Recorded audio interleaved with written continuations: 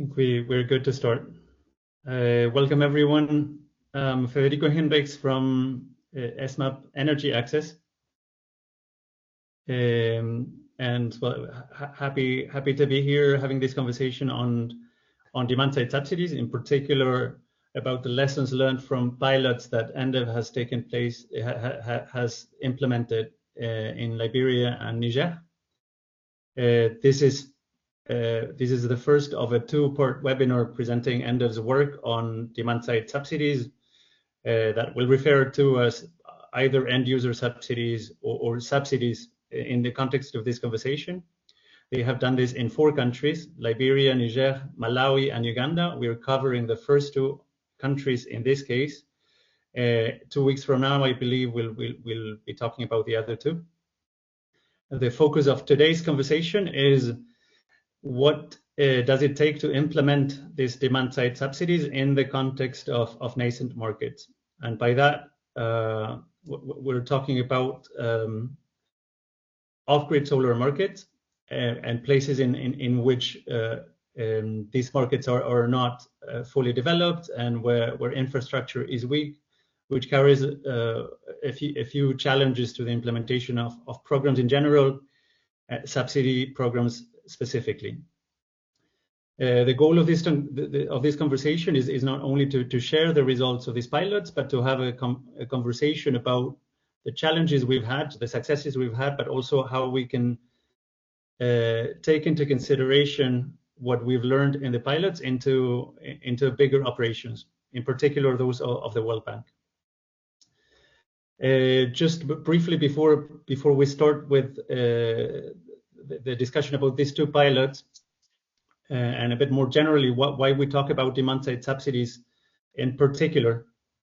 And I think a lot of you will already be familiar with the issues we face in energy access, and in particular the fact that we are not currently on track to reach universal access by 2030. We all know there are significant inequalities across different geographies, particularly in sub-Saharan Africa, and across different population groups, whether it's low-income households, rural households, women, refugees. And the barriers to providing energy access, in particular through off-grid, are 2 main ones.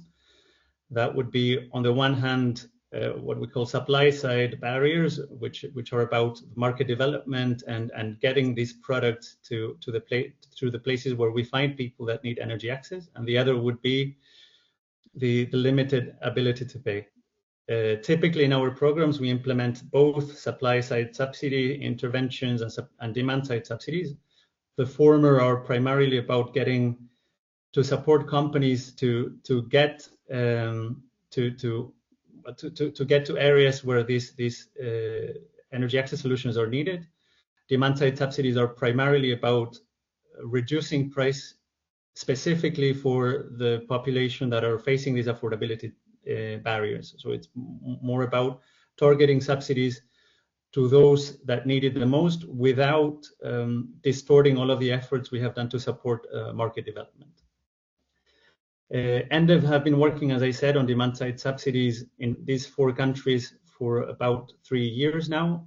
They had a budget of 20 million euros to do it in 4 countries. That is 5 million euro in each of these countries. And in each case, they've figured out different ways of targeting subsidies to the poorest, to the marginalized, so that we can target them to those that need it the most and add on the market building interventions.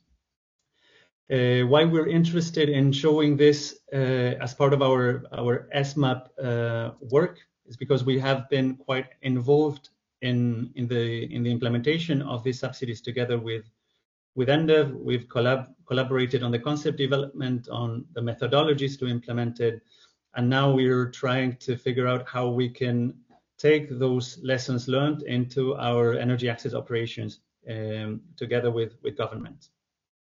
This is work that we have done under the banner of the End User Subsidy Lab, in which we collaborate with EnDev, but also with industry, with GOGLA and the Clean Cooking Alliance, to learn about how we can implement these targeted subsidies wherever it is needed. I'm now going to hand over to Mirte from EnDev to walk us through the agenda for this specific event and introduce the speakers from both Liberia and Niger that will be participating. Thank you. Thank you, Fede. Hello, everyone. My name is Mirte van der Stek. I work indeed for EnDev and will be moderating this session for today. After we briefly dive into the Demand-Side Subsidy pilot, Maximilian Rijssel, the team lead in Liberia, will share a little bit about the pilot in Liberia, what it has achieved, but also what it has learned. Then we will move over to Attila Yerak, the team lead in Niger, who will do the same, but then for Niger. Hereafter, there is room for questions. So if you have any questions, write them in the chat or unmute after the two presentations have taken place. And then we will have a discussion centered around 3 key insights on what was learned with regards to implementing a demand-side subsidy in a nascent market. And then my colleague Fede will close today's webinar. So next slide, please.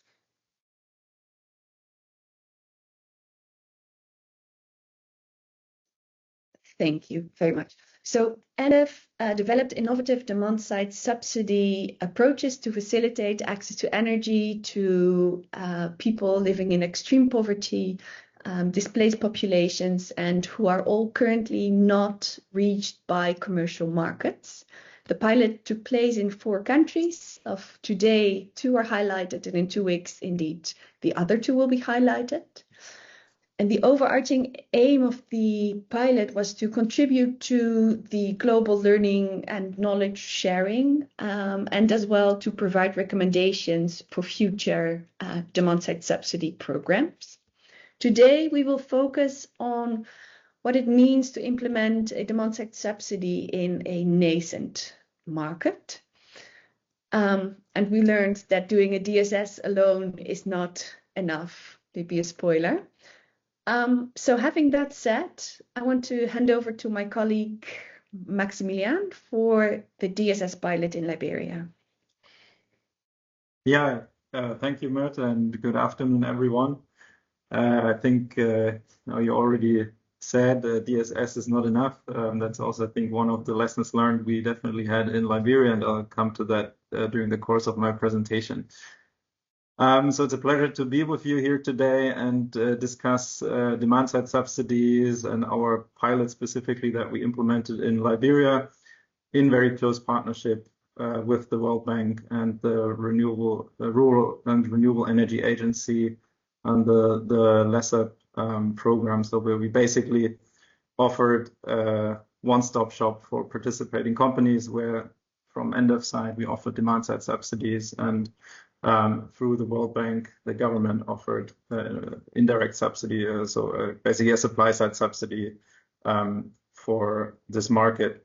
We launched this pilot at the end of 2023 together with our fund manager, BRAC Liberia, who was responsible for the technical implementation. But we actually only saw then the sales picking up 8-9 months later in August 2024, and I will go into the reasons for this also on the next slides. Our targeting approach was that we initially piloted this approach in 2 counties, in Bapulu and in Grand Cape Mount, which you see in the west here on the map. And over the course of the pilot expanded to an additional 6 counties, so in the end covering 8 counties in total. Later we added a sub-pilot targeting vulnerable women in Nimba and Bong, and overall supported here tier 1 solar home systems, and we capped the eligibility of these products at a maximum of 20 watts. The next slide, please. Our approach, we initially started off with a 20% subsidy level. That is compared to the subsidy levels we also see in the other pilots comparatively low. Why we did this is because we used a geographic targeting approach. So we feared, so everyone in those counties was eligible for a flat subsidy, and we feared that using a higher subsidy might lead to market distortion and leakage, etc. So we started very conservatively with 20%. But over time, or that's one of the reasons why the uptake of the program was slow at the beginning, we realized then that this was too low. And then we conducted an additional affordability study. So this originally this was based on a little bit older World Bank data, but after seeing that this level was not enough, we conducted an additional affordability study and then decided to increase based on that the DSS subsidy to 40%, which really helped to improve affordability of the project. And after that, we also saw a stark rise in sales. The second, so this was only one key one key solution to the problem we faced, but the other one was also that the extremely nascent market. So we worked with very young companies actually in this program, and who did not have working capital, they did not have access to financing, and they also didn't have the right systems in place to make the sales happen. And the main problem was actually stock. So we also did a lot after we realized that. We then worked a lot on BDS, business development support, supporting these companies. We implemented an accelerator together with a local bank for this, and then also especially through the partnership with REA and the World Bank, who were providing advance payments kind of from the beginning. We were able to equip the companies with the necessary working capital to get stock and products in country and get this program off the ground. Last part of this equation is a targeted sub-pilot. So as you see with this flat subsidy approach of the geographic subsidy, we could not actually target the absolutely poorest of the poor. And so we were constantly over time looking for data sets or databases that would allow us to also pilot the more targeted and higher subsidy. And we finally found this last year and cooperated with a women's cooperative through a voucher system where we offered up to 80% or an 80% subsidy on the product sold. Next slide, please.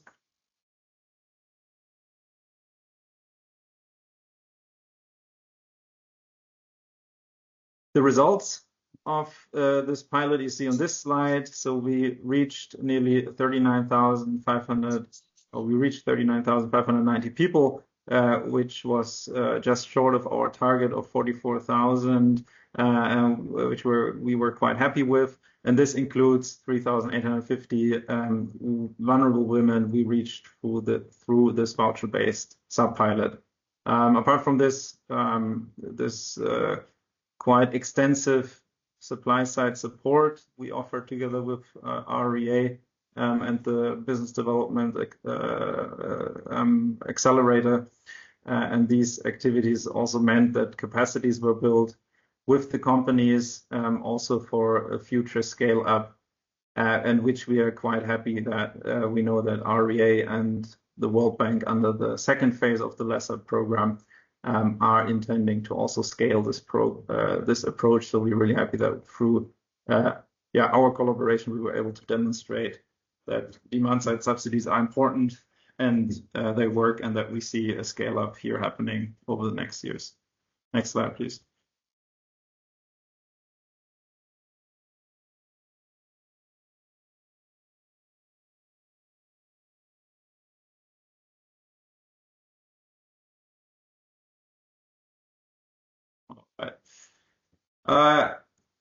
Key challenges and insights. I think I already touched on 2 points on my last slides, but basically we have this one challenge, which is market maturity. So we worked in an extremely nascent market here in Liberia, which meant that we did require supply side support to overcome the challenges connected with this. And here, the joint RBF we conducted with the World Bank, who provided the supply side support, was truly a game changer for us. And I think that goes in both directions. That for us, it enabled the companies, to be capacitated to reach to those vulnerable customers in the first place. And I think most of the sales under the supply sides or the indirect subsidy RBF of the World Bank also actually went to DSS customers. So in both directions, we ensured that our joint or both programs reached their targets. The second topic is subsidy design and delivery. So we employed a geographic subsidy approach, which worked, but we also had to keep a more conservative subsidy level in order to not distort the market. And that in the end, of course, meant that we could not reach the absolutely poorest of the poor. For that, we piloted this voucher-based sub-pilot for women, which worked very well, but voucher-based also means a higher administrative effort, and I think that's something to keep in mind if you go down that route. And another point I want to make here is that I think this is like overarching, that when employing a market-based approach, I think there's always people, customer segments, like the absolutely poorest that you will not be able to reach no matter how high the subsidy. There's people, of course, out there who cannot even afford their nutrition. So how could they afford at the end of the month even like $1 for electricity? That on a affordability level, basically. And I think the other challenge for reaching the poorest of the poor is also that companies will always go for the low-hanging fruit. So there will be villages that theoretically might even have the affordability to purchase those electricity or energy solutions, but there is no internet network, or the population density is so low, or there's not enough people that makes it attractive for companies. So I think that's also something to keep in mind if you want, depending on how far you want to reach. Overarching integrated subsidy delivery with social protection here would come in handy if you have the availability of this in your country. We were trying to work on this. Liberia is just building this also with World Bank support, but it wasn't available yet. But of course, if you have such a system, especially with a government mandate, and most importantly, which is widely accepted amongst the population, you can provide very tailored subsidies if you have that. And last but not least, I think this strong coordination and the joint effort to overcome our silos and work together with REA and the World Bank and all these stakeholders in this program really helped our joint target achievements and our joint delivery of this program. And we are very happy and grateful for this cooperation we have here with the World Bank colleagues. I think that's so far for Liberia, and I'm looking forward to hearing from Attila and later to our discussion. Thank you.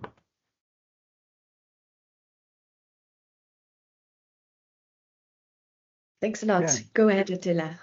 Yeah, then thank you, Max. Thank you to be invited today here, and also good morning, good evening, good afternoon from my side. So happy to present you and give you an overview about the DSS pilot in Niger. So in Niger, we have applied a mix of demographic and geographical targeting by looking into communities which are hosting a large number of displaced people, like refugees, internally displaced people, and also communities which are not connected to the national grid, or they do have only a non-reliable access to mini-grid installation. One particularity here in Niger, which needs to be taken into account, is that in Niger, displaced people or displaced households are living all together with locals. So those are mixed up communities and not what we can see in some countries that refugees are living in an isolated way. So the aspect of not to create any social tension plays a crucial role here. And especially when you have now two different subgroups. At the one hand, you have host community members. At the other hand, you have displaced people, and the economic and financial situation of those households are different.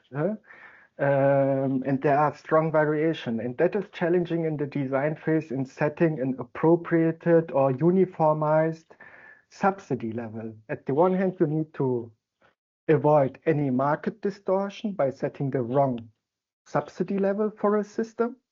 And at the other hand, you need to be non-discriminatory to avoid any social tensions. We try to solve this in the design phase by deciding to introduce a diversity of products that will be promoted. So at the one hand, we had Pico PV systems, tier 1, that are SOL certified, which are where the commercial prices are much more cheaper and where the subsidies can be adapted a bit on the income or financial situation of refugee households. And then we had also solar home systems, which are much more larger, which have more technical benefits. And there the subsidy levels could be, for example, adapted more to the host community households where the income situation is much more stable and better than for refugees. So that was, during the design phase, the approach. Then one particularity we did have in Niger was that the fund manager was not a financial institution than in the other pilots.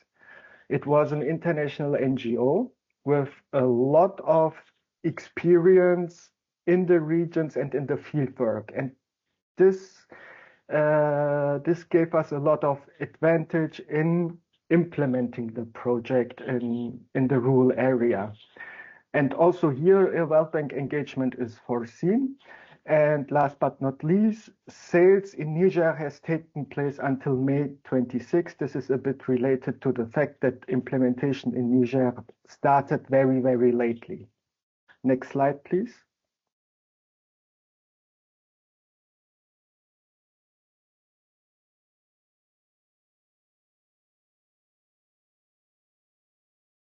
Okay, so EnDev Niger was only introduced in mid-23 in Niger. So Niger is the youngest country in the country portfolio of EnDev. This means also we did not have a lot of experience or a track record in collaborating with the private sector and with the companies. Also, the data situation was a bit limited. We didn't know, well, okay, what are the historical sales data, how the performance can be assessed of those companies. So there were some essential information missing already when we were designing DSS Niger. That's also the reason why we have decided to be a bit conservative and to introduce a performance-based budget allocation system. So in the first step, we have attributed a budget or a certain number of systems to companies, which was in its number very limited. And then we had a period of 6 months where we wanted to assess the performance of those companies. The performance was assessed based on the fact, are companies capable to ensure a certain stock or product availability in the country? Because when we have started, no systems or were available in the country to launch DSS. So the stock availability, the capacity to import products to Niger played a role in the assessment. Then we have looked whether is the company able to build up its distribution network in the target areas. And also we wanted to assess a bit the sales performance of the companies. And then we, after the 6 months and after the assessment, unfortunately, there was very strong variations in the performance. Reason I don't want to go into the detail, but at the end, we have decided to reduce the number of participating companies from 5 to 3. From project management perspective, that's a bit risky because we know already the capacities of the supply side are very limited. And by reducing now 40% of the companies who shall contribute to target achievement and outputs, that can also decrease the output capacity of the project in target achievement. But at the end, I need to say, it was the right decision. Because when we stayed engaged only with the most performing and most motivated companies, we were, from project perspective, able to deploy our project resources more effectively and more efficiently. And even if we reduce the numbers of the companies, it didn't have any impact on the results we have achieved at the end. So also, I think a lessons learned. It's important to work here with companies, even if it's a nascent market and even if capacities are limited. The motivation factor is really important here. And when we have designed our DSS in Niger, we targeted initially 3 communities, but already in the design phase, we have anticipated that there can be some external factors which can occur that requires eventually expansion of the geographic coverage of the project. And this happened. I can give you an example. We have started or launched DSS in 1 community in the first step. The demand was exceptional. The supply side was not able, with the limited number of systems which were available, to respond to this demand. The demand was clearly excessing the supply. But after a certain time period, 2-3 months after, we saw that the market slumped completely down. There were no sales anymore. And this was related a bit to the security situation in the country. So that companies and sales agents were not anymore able to move freely around to reach the last mile, the customers, and the market broke really down from one day to another. And that's also important to be adaptive, flexible, and also responsive, and to anticipate also those kind of challenges or factors you can't influence. And at the end, we have also increased, like in Liberia, the number of communities from 3 to 7 to have always also a certain flexibility here. Then one other particularity in the design was that we did the monthly disbursements to the companies on a the disbursements of the subsidies to the companies on a monthly basis. That's more or less a supply side measure, because the idea was when we're doing the monthly disbursements on a monthly basis, we can keep the working capital of the companies on a certain level, which enables the possibility for companies to invest in their business operation and to invest in the business expansion or in the market outreach. And this had the monthly disbursement had another co-impact. It created also a kind of trust and confidence among the manufacturers, because for them, when they know, okay, there are monthly disbursements, for them also it's more easier to do a cash flow projection. And this also, at the end, it tracks manufacturers to enter to a nascent market like Niger. And I think here Spark took here a pioneering role. They took some risks. They re-entered the market, and I think the confidence to having established monthly disbursements affected this decision of Spark. And I think at the end we had a great product availability in the country during the implementation. I would say there were like 20,000 systems which were exported from Spark to the country and made us able to implement the project. Otherwise, it wouldn't work out, because we faced also a time period of 6 months where we needed to put the project on standby because there were no systems available. Okay, next.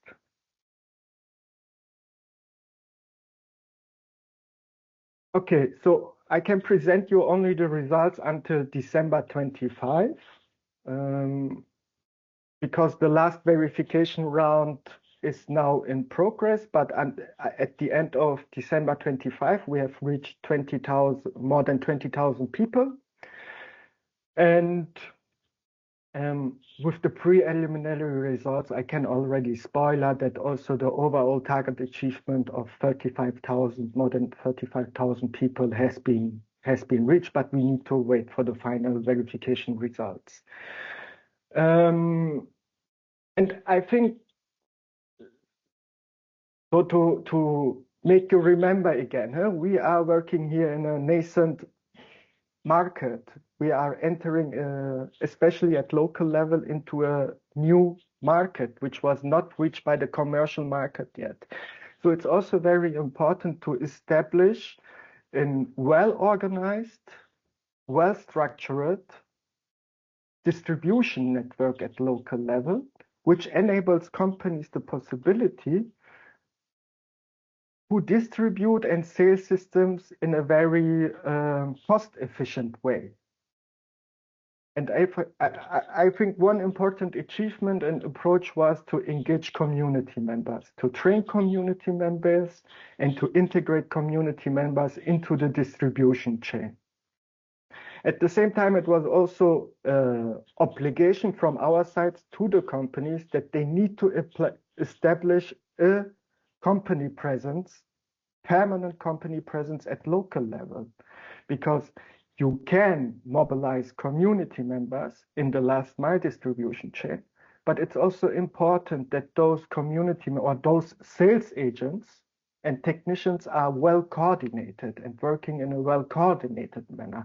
So for us, it was important that companies also establish a local warehouse or a selling point at local level and are coordinating the distribution closely with their community engagement managers. And the other advantage is when companies have a presence at local level, like in form of selling points or warehouses, you are creating a second distribution chain, because now you have the sales agents at one side. At the other side, you have also the possibility to do over-the-counter sales. And you are very close to the communities and accessible as company to the community. Okay, and even if this is not really measurable at this stage, but I think to stimulate the demand side through intense awareness raising and marketing campaigns are really crucial. And there it's really important to use multiple communication channels to identify the needs, to know the perception, and to design well, very well messages you want to use. And I think I would say in all our target communities, we achieved to have a highly, highly stimulated demand side. Yeah, next slide. Yeah. Okay, I will not go into the detail here because I think most of the points will be discussed in the panel discussion, but I want to give you a bit more context here. One other particularity in Niger was that we started implementation very lately, and then we faced also the situation of a long period of stock shortage or product shortage. So effectively, we had like only 8 months left to sell more than 10 or 11,000 systems. For a nascent market like Niger, that's a big, huge challenge. And then you have a supply side where the business models at the beginning are not adapted to an RBF or to market-based approaches, because there is a predominancy of humanitarian assistance in Niger. And also the business models of those companies we started with are really tender-driven and adapted to this humanitarian context. So there is only limited willingness to invest in business expansion or to invest in to build up a distribution network in the target communities. And also a consequence here is also that you have always a limited availability of stocks. So what they did always was to go to Nigeria and import smaller quantities of products to sell those systems for 1-2 weeks. And then we were again faced with the situation that no systems were available. So that was challenging. And on the demand side, what we have observed in the beginning was, especially among displaced households, there was always a kind of free giveaway expectation to the project. And this is also highly shaped by the humanitarian assistance, what was really predominant in Niger, but also very changing now. And there were also some negative user experiences with solar systems or solar technologies, because the market, especially in Tawa and Maradi, was a bit fluctuated with cheap and low quality products from Nigeria. So that was also a challenge to change this perception. And okay, I will let it here, and the other points I will mention during the panel discussion. All right, thank you so much, Attila. I saw there were already 2 questions in the chat. The first one is directed towards Max, whether you could share a little bit more about how the coordination between the World Bank and EnDev worked, because the coordination across multiple programs has been hard to achieve, with the companies, for example, able to report sales to both funders, or how was it structured? Yeah, thank you, Merta, and thank you, Patrick, for the question. I think it's indeed a very good one. We, from the very early beginning of the program, we had the intention and, yeah, basically after discussions with the bank and the government here, we've from the beginning planned this as a one-stop shop, providing demand-side and supply-side subsidy. And so we started from, working on a joint operations manual, which already included both subsidies and included all the procedures, both from the World Bank side and as well as from the side of EnDev and BRAC as our fund manager. And then once we launched, we had all the relevant processes basically together, starting from the vetting of companies, processing company applications, making decisions on which companies received contracts. The contracts then though were separate, so each company had contract with us, basically for demand-side subsidies, a company with the government for supply-side subsidies. Most companies had both. There were though instances where I think it was, if at all, companies that only had demand-side subsidies and not a supply-side subsidy contract because of availability of funding on the government side for this first initial RBF here. And that then continued throughout delivery. So companies would submit a single claim where they included all the products. It is now then also included, because we had a much tighter cap at 20 watts for our tier 1 systems.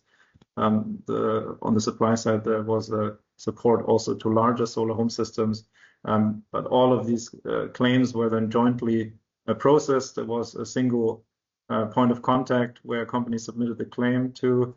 Then we had one independent verification agent. So the verification was done jointly, the basically analysis of the outcome, and then only separate again the disbursement calculation and the disbursement. So we try to bring all necessary steps together to make sure that it's as little effort for the company as possible.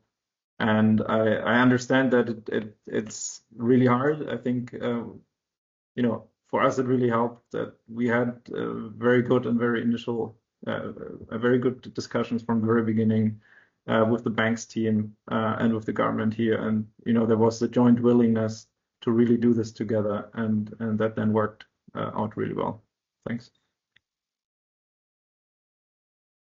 Thanks, Max. And there's another question from Angel directed to Attila, whether you could share a little bit more about the verification approach you used in order to enable the monthly disbursements to the companies.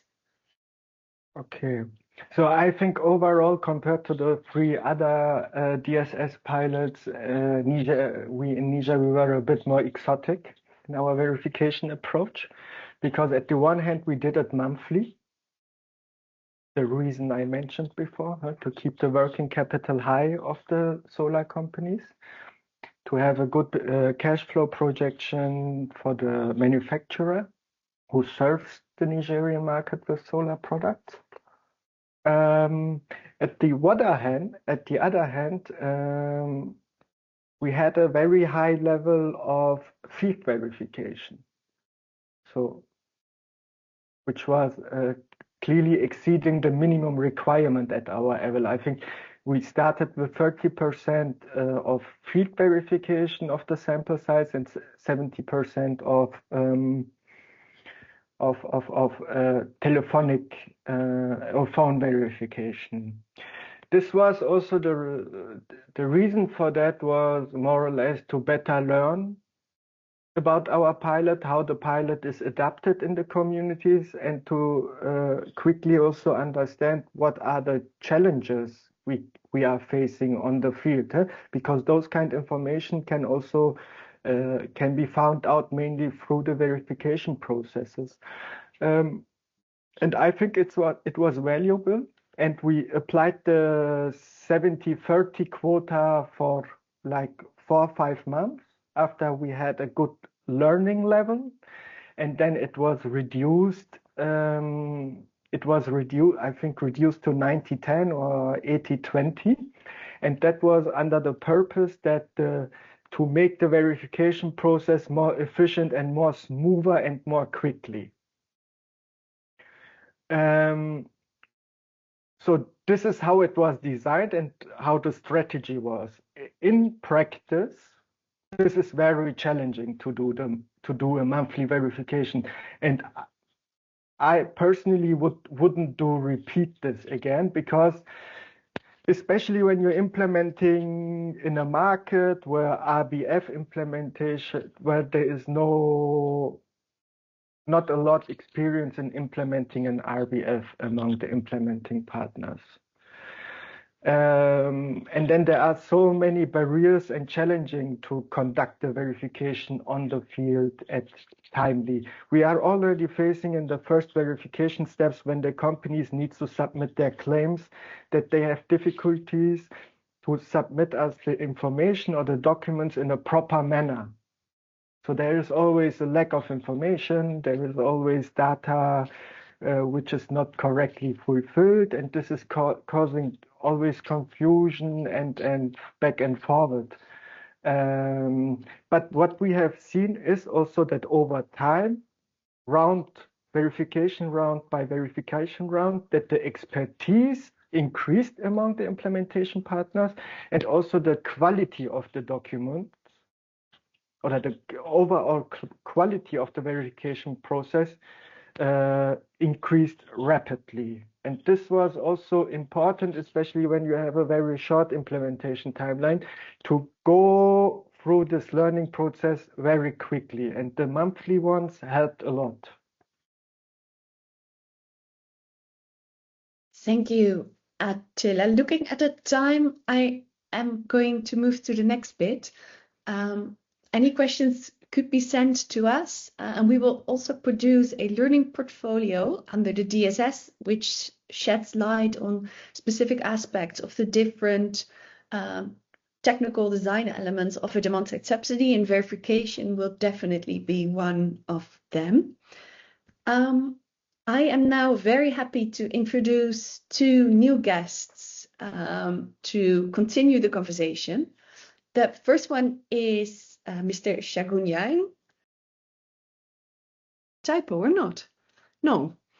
Thank you very much for being here. Commercial director at Spark. If you've noticed the pictures in the previous presentations, you saw that we work together a lot with Spark, so I'm happy that you are here.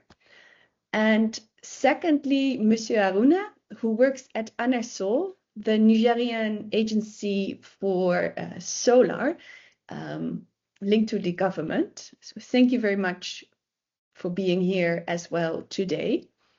We have extracted 3 key lessons with regards to implementing subsidies in rural settings and nascent markets. So let's go towards the first lesson. Next slide, please.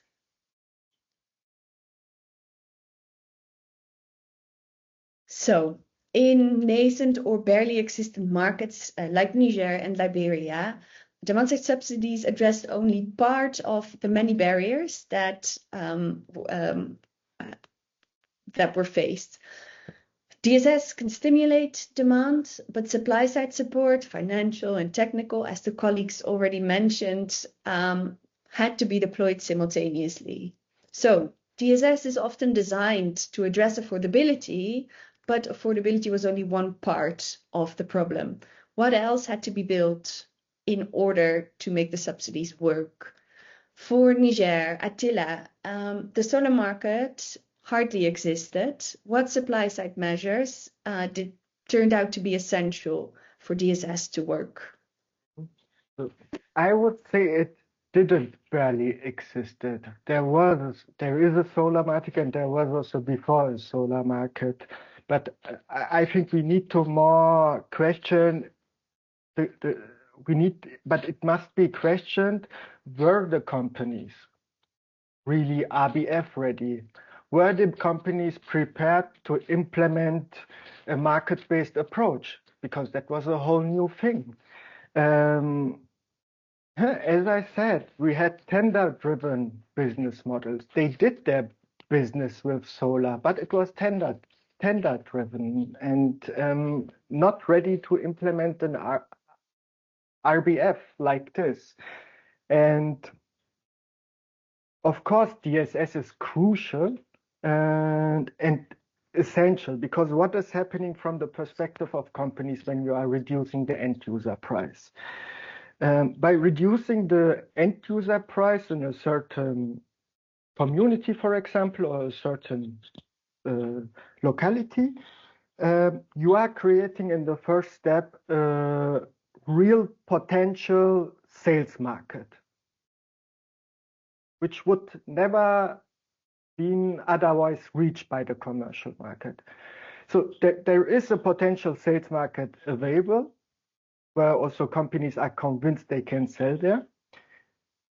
But then the question of on what you need to work is how this demand or this new market can be exploited and how this potential can be exploited. And I think it's not an individual support measure on the demand or supply side you need to apply. You need to look into the whole value chain, upstream but also downstream, and analyze and assess what are the barriers all along the distribution chain. What does it need to take that, for example, Shagun with Spark exports systems to Niger and companies are able to sell those systems at the last mile. And in a nascent market like in Niger, there are a bunch of market barriers at both sides, and you need to address them. So it's a holistic approach. But back to your question, if you would, or maybe what I want to add is what is need? You need to build up in those new markets to exploit a market ecosystem, a distribution network, in favorable environment for the companies that are able to sell those systems.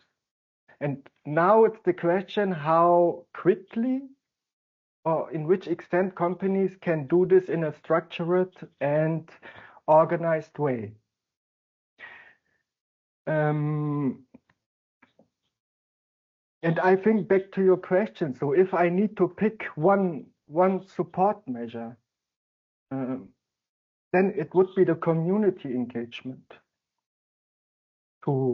together with local authorities to identify local community members, to train them on technical aspects like the installation maintenance, to train them and coach them on marketing, communication, on sales, and to integrate them into the local energy value chain and bringing them in a business collaboration manner together with the solar companies. That was critical because making communities access to first-time electricity access, that's one thing and which is great. But with DSS, for example, in those kind of markets, you have also the possibility to create other co-impacts and opportunities beyond of access. You can create green job opportunities. You can create a local energy expertise, which can also serve for the after-sales market. And the biggest benefit here is you are by making the community profit economically of the project. You are creating trust and you are creating ownership, not only for the project, but also for the technology and for the market. And I think that's, and I can also say our approach by engaging and mobilizing community members, that was even replicated by the companies themselves. And the companies are really risk averse in doing investments, but it worked so well. And at the end, more than 50% of all sales were initiated by those community members. Thanks, Attila. I think that's very valuable insight. Max, could you shed some light on gaps you perhaps initially underestimated? Yeah, thank you. I mean, it's mirroring basically also what Attila said, but we definitely also underestimated the nascency of the market at the very beginning. We had anticipated that there were at that time in 22, 23, like two larger SHS companies active in Liberia. And we had hoped to, mainly focus our engagement on working with them to deliver our targets. But once we started the RBF, you know, we were on the ground. We realized that those companies were already contracted by another donor in a larger RBF program, so to say, and they already told us in the initial engagements, hey, we don't have the capacities to deliver on a second RBF, and we are already stretched too thinly. So we had to switch suddenly from, you know, thinking, okay, these two companies will deliver the bulk of our results to working with much smaller, partly quite young companies who did not have that much, also some of them not having a lot of experience in the sector, but basically having much lower capacities to deliver. So I think that was definitely something we underestimated.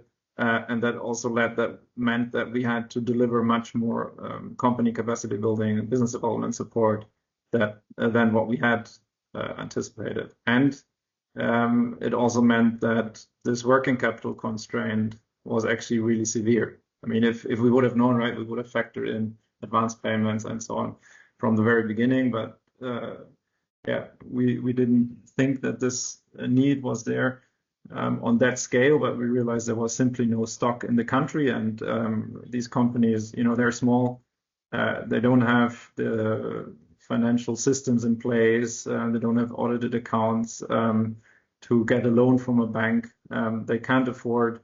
I mean, also they don't, you know, they simply don't have the experience also with their suppliers. No one will ship them a full container, and they won't be able to provide the down payment for a full container. So I think that's definitely something where we had to work on to bring companies, I mean, first of all, on the financial level, to be able to afford it through advance payments, providing them with business development support, and then also connecting them with international suppliers, and also look at, for example, can they pool together to receive shipments, right? And I think, that's some of the main measures that were necessary from our side. Thanks. And Shagun, Spark, despite having heard all this, entered the Nigerian and Liberian market. Could you share some of your considerations why you did decide to do business there? Thanks so much, everyone, for having me here. Yeah, Spark had limited presence in Niger and Liberia. We had a small partner base. The volumes for us were not very big. Liberia was once a strong market, but post-COVID, it really scaled down. Niger was always very exciting, but was always challenging to find the sustainable business models. And this program really gave us the reason to structure, to go deeper, expanding the partner base and increasing our market engagement. Biggest deterrent for any supplier is shipping stock into a market with no well-functioning distribution ecosystem. And what gave us confidence to take that step was essentially the program credibility. We knew the kind of serious institutional backing it had from EnDev, RVO, World Bank being all involved in the program in some way or the other, and who had commitment to work with the local companies. Because the subsidy alone wasn't enough. It was the ecosystem support which was there, which made the entry for us to bring in the risk capital and make it more a viable investment. And we really appreciate the long-term vision which the program had in terms of the development of the local companies through various intervention programs so that there can be a sustainable business model once the program is withdrawn as well. And we are already seeing that effect in these markets. Thank you so much. Monsieur Aruna, I will ask the question in English, but it will be answered in French, and then Fede is so kind to help translate.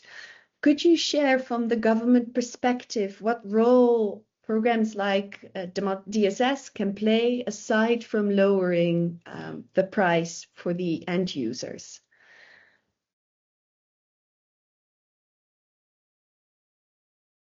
Okay, thank you very much. Donc, merci bien. Merci pour m'avoir invité à ce webinaire. Donc, dans un premier temps, je dois dire qu'effectivement, au Niger, nous avons un marché naissant, comme vous avez dit. Et ce qu'il faut comprendre, c'est qu'au Niger, le gouvernement a vite compris et qu'il a mis en place un système. Dans un premier temps, le projet NESAP, où on a essayé de voir comment est-ce qu'il faut faire pour pouvoir développer le marché. Et dans ce système-là, nous avons deux choses qu'il faut comprendre. D'abord, le gouvernement a mis le levier sur les taxes. C'est-à-dire, il a détaxé l'entrée des produits au Niger pour pouvoir rendre accessibles les produits de qualité. Ça, c'est un. La deuxième chose, c'est que à travers le projet, nous avons mis une ligne de crédit, puisque comme tout à l'heure, l'autre l'a dit, les entreprises ont un problème de financement, c'est-à-dire qu'ils n'ont pas la liquidité pour pouvoir importer les produits et donc, n'est-ce pas, donc, traduire ça sur le terrain au niveau du marché. Maintenant, on a mis en place, à travers le projet NESAP, une ligne de crédit au niveau des banques locales, les banques commerciales locales, à un prix préférentiel. C'est-à-dire aussi, au niveau sur le marché, le taux est de, par exemple, 12 à 13, 14%, nous avons négocié avec les banques 8% pour que vraiment les entreprises aient accès à ces financements-là et rendre encore plus accessibles les produits au niveau des ménages.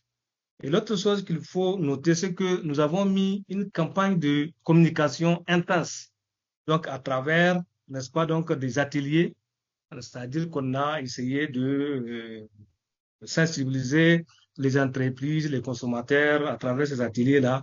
Nous avons aussi organisé des caravanes, donc qui sillonnaient un peu les régions pour démontrer qu'il y a un marché qui arrive et qui est différent de l'autre marché dont tout à l'heure les deux, à savoir Atia a parlé, le Nigeria qui est notre voisin où les entreprises aillent là-bas se procurer des produits de mauvaise qualité. Mais nous avons dit qu'il faut renverser la tendance donc en allant vers la qualité. Donc pour cela, on a vraiment mis en œuvre, n'est-ce pas, beaucoup de campagnes de sensibilisation et de démonstration aussi. Ensuite, nous avons tenté aussi, n'est-ce pas, donc d'introduire cette campagne-là à travers les radios communautaires. Vous savez, au Niger, hein, c'est un pays très vaste où parcourir le Niger est très difficile.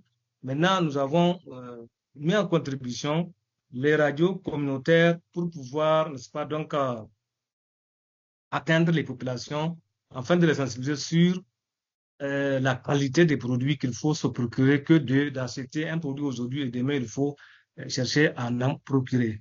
Maintenant, et de l'autre côté, le gouvernement aussi a mis en place un programme d'allègement, n'est-ce pas, donc, des taxes. Donc, maintenant, il faut travailler sur le volume. Plus vous réduisez les textes, plus vous pouvez avoir accès et plus vous aurez de textes en plus. C'est-à-dire que vous allez jouer sur le nombre au lieu de la qualité. Donc, c'était ça. Il y a aussi le renforcement de la capacité des entreprises. Donc là également, on a beaucoup fait pour pouvoir, n'est-ce pas, donc donner la capacité aux entreprises à travers les nouveaux produits, surtout le RBF, qui était intégré et qui n'est pas compris du tout donc avant l'intégration des projets, surtout le projet Haske. Donc voilà donc en introduction ce que je peux dire en attendant de vous donner la parole encore. Merci.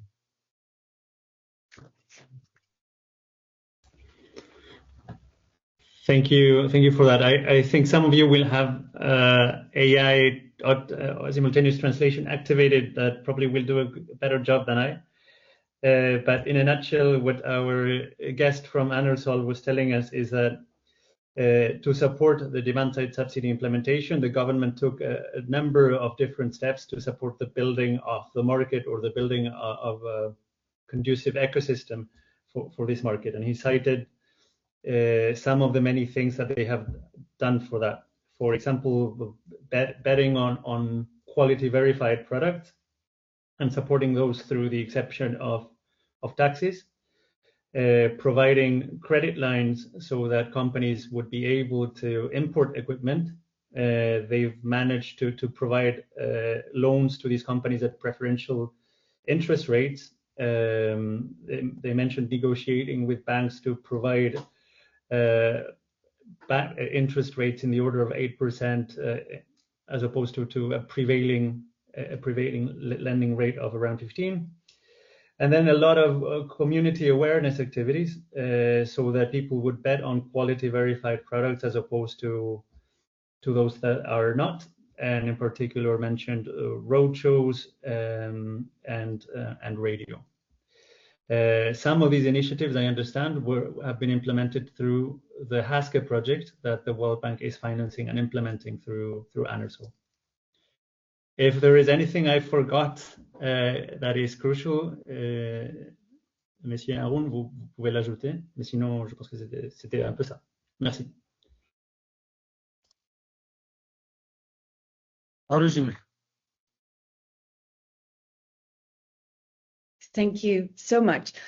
Let's move over to our second key insight with regards to a DSS in a nascent market, and it has been mentioned already quite a bit, and that regards stock.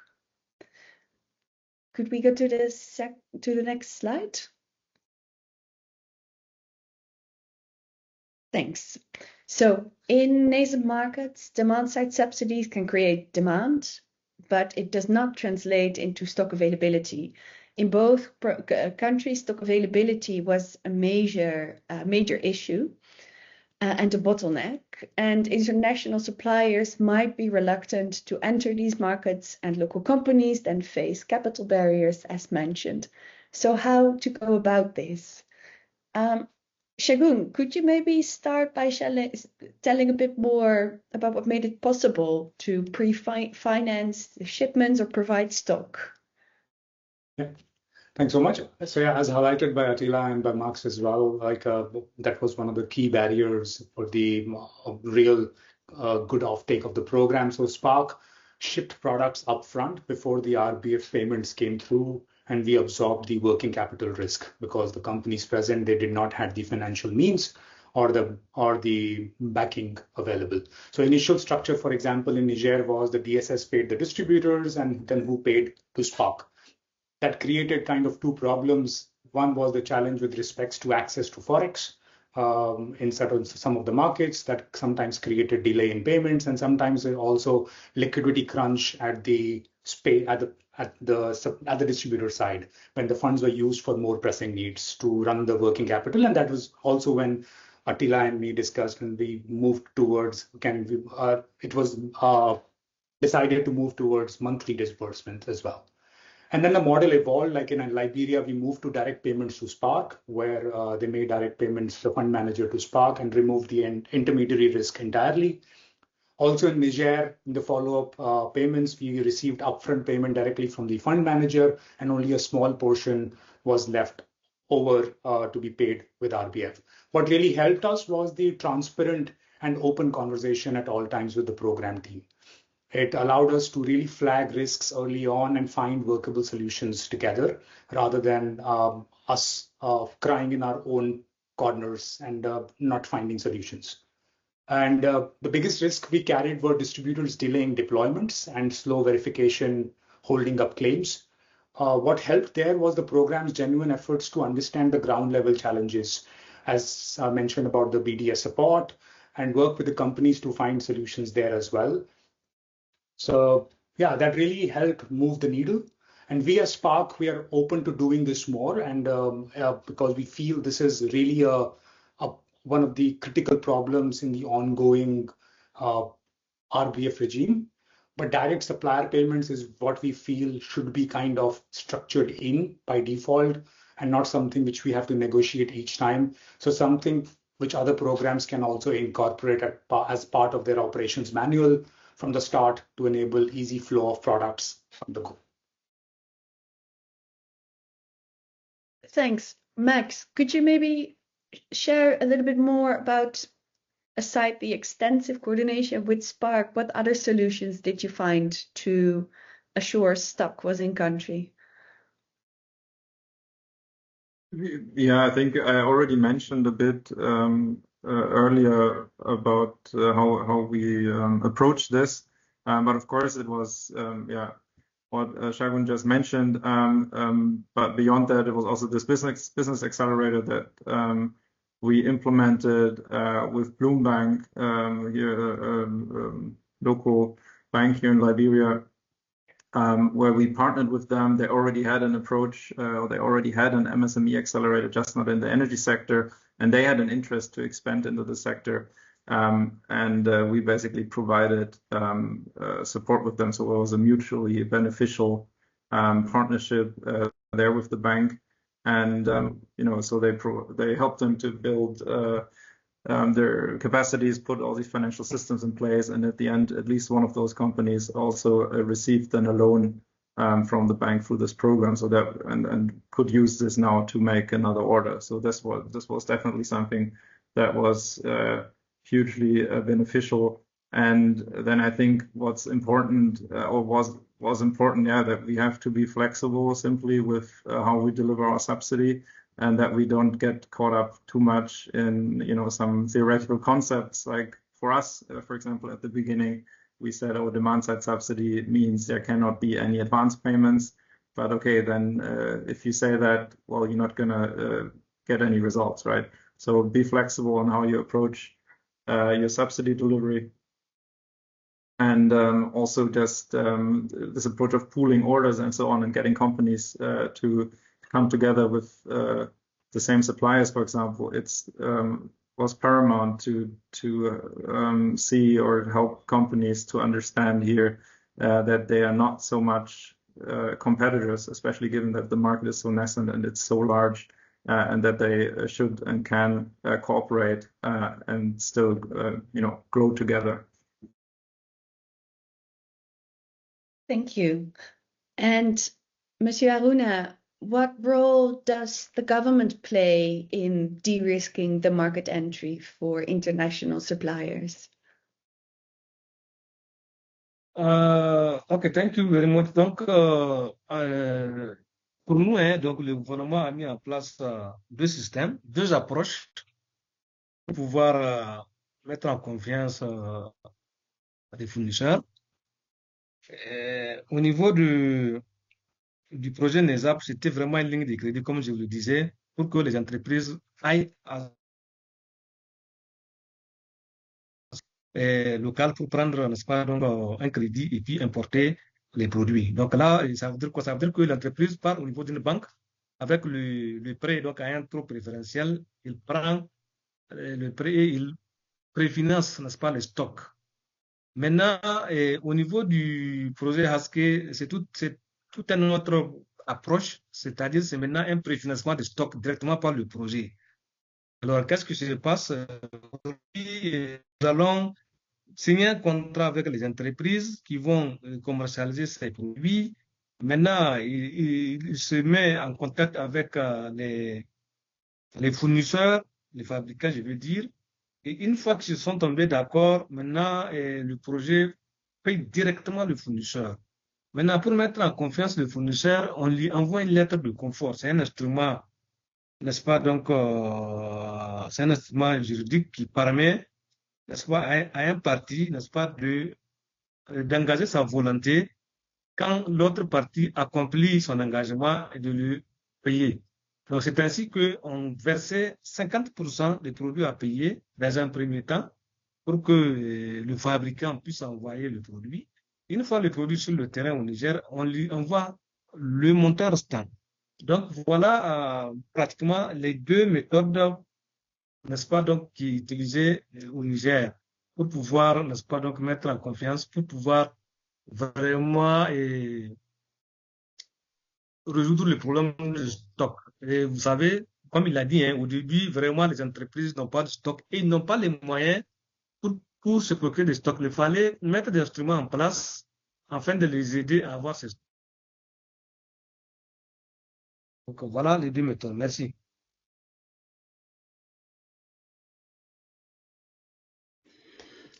So there were two ways or two particular mechanisms the government put in place to allow companies to import equipment. The first one is the line of credit that was mentioned in his previous intervention. Whenever that would work, allowing companies to import equipment. But the second one was to have the project procure equipment directly on behalf of the companies. That is to pay suppliers of equipment directly from the project to supplier on behalf of companies. This included providing a letter of comfort, so suppliers would be at ease at providing these products to companies operating in Niger. And the other thing he mentioned about this arrangement is the fact that they would typically pay installments to suppliers into installments, 50% in advance, 50% when products arrive in country. Thank you. Thanks. Let's move over to the last key lesson that we have, which is, Max already referred to it, and Attila as well, one has to be flexible. And if we move over to the next slide, is the adaptive subsidy design. So setting subsidy levels generally is tricky, but in these nascent markets with little or limited historical data, that it's even more difficult. So how should programs design their approach when data is limited and the real costs of reaching the customers is unclear often? Attila, what information did you use to set the initial subsidy levels? And what information afterwards did you use to adapt it? Yeah, I would even say we have conducted a socioeconomic baseline study during the conceptual phase and design phase, where we had very detailed insight about socioeconomic indicators at household level in the target communities. Then we looked into, so what's the monthly income of a household? What's the energy expenses? What is the willingness to pay? What's the saving capacity of a household? And then we applied a methodology to determine subsidy level. But the challenge here was especially to see that in one community you have two different subgroups with variations in the financial or income situation. And this was a bit challenging because our approach was to introduce two different system sizes, a PICO and a solar home system. Our assumption was, okay, the PICO, the subsidy level will be set based on the financial situation of refugee households, and the larger solar home system, there the subsidy level will be set related to the financial situation of local or host community households. And our assumption was households, host community households who disposes more financial means, they were automatically prefer the solar home system and not to decide to buy the PICO. And it was also like this. But what we have observed was that the market growth, the refugee market and the host community market, even having two different systems, which is financially accessible for both target groups, didn't grow in the same pace. Very early we saw that, okay, there is an imbalance in sales, and this imbalance increased and increased. So we tried hard because we didn't want to change the subsidy levels from the beginning to the end. But at the end, we tried what we observed also, that refugee households, even if they don't have the financial means, they didn't prefer to buy the PICO systems because On the market, there was also the solar home system, which had like 3 lightning points, a larger battery, and very often as promotional action, companies provided also a radio. Even if the solar home system was 2 times higher in terms of the end user price, the households judged the technical benefits of the solar home systems compared to the Pico much more higher. And this led to the fact that the Pico was a bit pushed out of the market because there was no demand, even with the refugee households. And this created also a kind of imbalance. So we tried hard with dedicated awareness raising campaigns only for displaced households. Then with the solar companies, we worked on flexibilized payment options to make the solar home system more accessible for refugee households. All of those measures gave us some impact, but not on a sufficient level. And it was like only in the last 2 months of project implementation to conduct a complementary socioeconomic study to reassess the financial situation of those households. And at the end, we have adopted the subsidy for refugee households. And then I think it took just some couple of weeks, and then we had an incredible growth rate at the refugee market. And I think now we have like 25% sales to refugees households and 75% to host community households. I think that's a good balance because this is also reflecting a bit the demographic structure in the communities. And with this, I think we have achieved to make benefit everyone from the project. Otherwise, there was a risk that only host community members would benefit of the project. Thanks, Attila. And Shagun, from the company perspective, what costs are often underestimated when selling in these remote areas?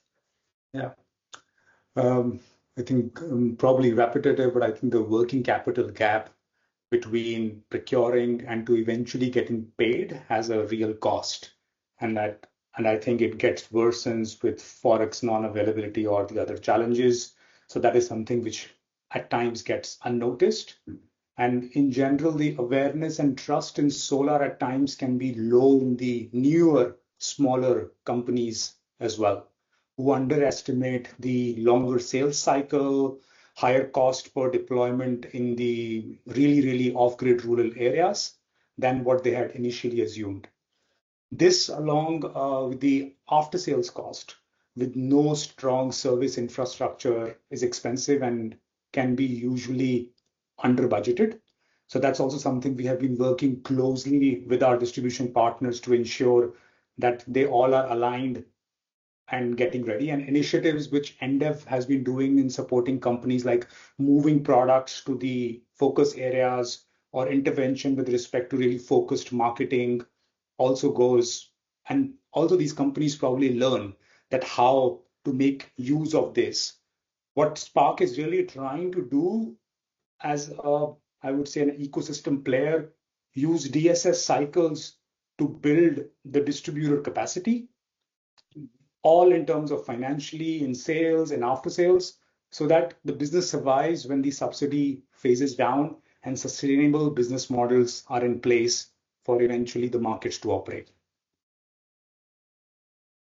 Thanks. And then lastly, I would like to quickly go to Monsieur Aruna. Could you share a little bit on data availability from a government perspective and also what design choices that you make with geographical or more socioeconomic targeting?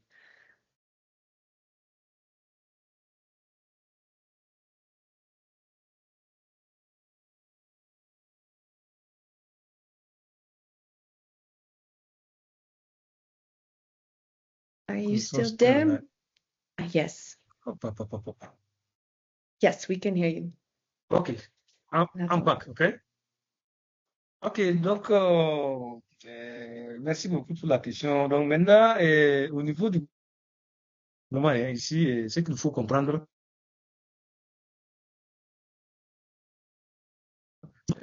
la conception. Merde.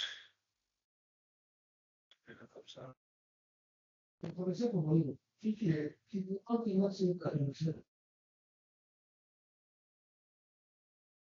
You are breaking up a little bit. Do you have the same feather or not? Is it me? Yes, and I think in any case we have reached the top of the hour. Yes. So I'm wondering if we should just move to closing. Let's do that. We will send the PowerPoint with a bit more elaborate insights into the different learnings after this webinar has taken place. And we will then also incorporate Monsieur Aruna's feedback. Over to you, Fede. Yeah, thank you very much for all the participants, but especially to all the speakers from EnDev, private sector, and EUSL. I hope you all found this interesting and informative. From my side, I would say there were three key takeaways, and these are that in this case, we've chosen to build on markets to deliver targeted subsidies so that even the poorest and the hardest to reach, the most remote people can have access to energy. We have chosen markets, but where these markets are nascent, then we need additional financing mechanisms, that additional interventions to make this work.